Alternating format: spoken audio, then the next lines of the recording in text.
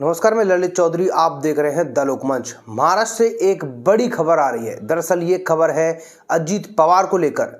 अजीत पवार के ऊपर कोर्ट की एक बहुत बड़ी कार्रवाई हुई है। दरअसल करोड़ों का मामला था, आपको याद होगा, शुगर मिल घोटाला। जी हाँ, शुगर मिल घोटाले में कल कोर्ट का फैसला आया और ये फैसला महाविकास आघाड़ी सरकार के लिए चिंता का विषय बन गया है। दरअसल आपको याद होगा, अजीत पवार मामले में ईडी ने पहले तकरीबन उनकी 65 करोड़ रुपए की संपत्ति को जब्त किया था। उस संपत्ति जो जब्त हुई थी उस पर कोर्ट ने कहा है कि वो सही तरीके से जब्त हुई है और ईडी ने सही कार्रवाई की है, क्योंकि जो घोटाला शुगर मिल को लेकर हुआ था, तकरीबन 1200 करोड़ रुपए का घोटाला बताया जाता था, वो कोर्ट ने उसको मंजूरी दे दी है और कहा है कि ईडी ने जो कार्रवाई की है वो सही की है और ये घोटाला हुआ है, जिसके चलते अब अजीत पवार की मुश्किलें और बढ़ गई हैं। दरअसल कोर्ट ने ईडी को आदेश दिए हैं कि उस शुगर मिल को अपने अंडर में कर लिया जाए और उसकी पूरी जांच की जाए। दरअसल पूरी जांच इसलिए की जाए क्योंकि जो शुगर मिल जिस जमीन पर बनी है वो तकरीबन 2700 किसानों की जमीन थी, जो कि सरकार ने ले ली थी। उसको लेकर किसानों ने प्रोटेस्ट भी किया था, केस भी डाले हुए हैं और उस पर अब फैसले की घड़ी आ गई है।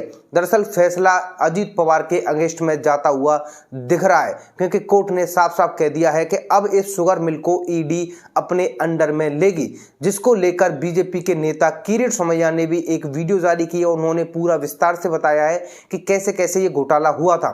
दरअसल उस टाइम पर बोर्ड मेंबर में अजीत पवार भी शामिल थे और 600 करोड़ रुपए का लोन अप्रूव कर दिया था और उसके बाद में ऑक्शन में मामूली कीमत पर इस शुगर मिल को नीलाम कर दिया था, जिसका मोटा पैसा अजीत पवार के पास भी गया था, जिसके चलते अजीत पवार की संपत्ति जो है जब्त की थी। 1200 करोड़ रुपए का घोटाला ये बताया जाता है, जिसमें के बहुत सारे नेता शामिल हो सकते हैं। अब उस शुगर मिल को लेकर जो है कार्रवाई शुरू हो गई है। अब कोर्ट ने जो फैसला दिया है उसके बाद में अजीत पवार की तरफ से अभी कोई स्टेटमेंट नहीं आया है।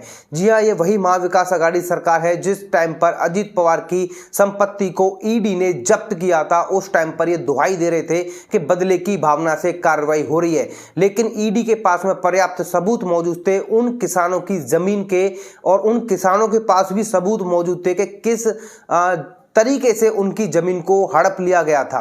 वो सब कोर्ट में दिखाए गए और कोर्ट ने ये माना है कि ये फ्रॉड हुआ है, जिसमें कि अजीत पवार शामिल है।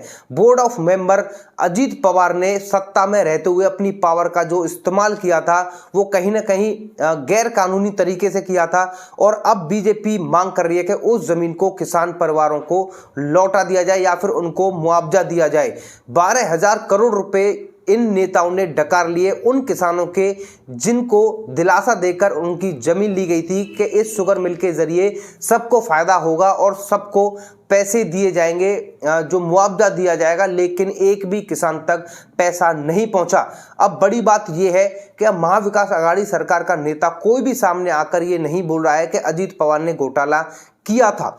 हालांकि उन्हें डिफेंड करने के लिए एक के बाद एक जो है नए नए नेता महाविकास आघाड़ी सरकार के आते रहते हैं, लेकिन ईडी की अब बहुत बड़ी कार्रवाई फिर से अजीत पवार के ऊपर होने जा रही है। अजीत पवार ही नहीं, बहुत सारे नेता इसमें बताए जाते हैं, अनिल परब का नाम भी इसमें शामिल है कि उनके ऊपर भी अब कार्रवाई हो सकती है और हो सकता है कि पूरे जो 600 करोड़ रुपए का लोन अप्रूव करवाया था वो 600 करोड़ रुपए का लोन कहाँ गया। 12,000 करोड़ रुपए की जो संपत्ति बताई जाती थी वो मामूली रकम पर क्यों दे दी गई और किसको दे दी गई? क्या इन नेताओं ने अपने रिश्तेदारों को ही दे दी या फिर खुद अपनी फर्म बना के अपने ही नाम कर ली? जी हाँ, ये बहुत बड़ा घोटाला है कि एक शुगर मिल खोली जाती है, उसके बाद में उन किसानों को धोखा दिया जाता है, उसके बाद में जो है लोगों को धोखा दिया जाता है और अपने ही नाम पर वो पूरी की पूरी संपत्ति, पूरी की पूरी शुगर मिल अपने रिश्तेदारों के नाम पर ऐसे ही मामूली रकम पर दे दी जाती है। कुल मिलाकर खुद ही हड़प ली जाती है। अब कोर्ट के इस फैसले के बाद में महाविकास आघाड़ी सरकार में अफरा तफरी का माहौल जारी है। अब जो है नेता कयास लगा रहे हैं कि अगला नंबर अब किसका लग सकता है, क्योंकि अजीत पवार के ऊपर बहुत बड़ी कार्रवाई होने जा रही है, क्योंकि कोर्ट ने साफ साफ ऑर्डर दे दिया है कि उस शुगर मिल को ईडी अपने अंडर में लेगी। अब देखना यह है कि ईडी उस शुगर मिल को क्या उन जो जमीन थी उन 2700 किसानों को वापस कर देगी या फिर इस पर हमें और बड़े बड़े नेताओं के नाम खुलते हुए दिखाई दे सकते हैं। आप लोगों का क्या कहना है इस बारे में? आप लोग हमें कमेंट करके जरूर बता सकते हैं। फिलहाल के लिए वीडियो में इतना ही। धन्यवाद।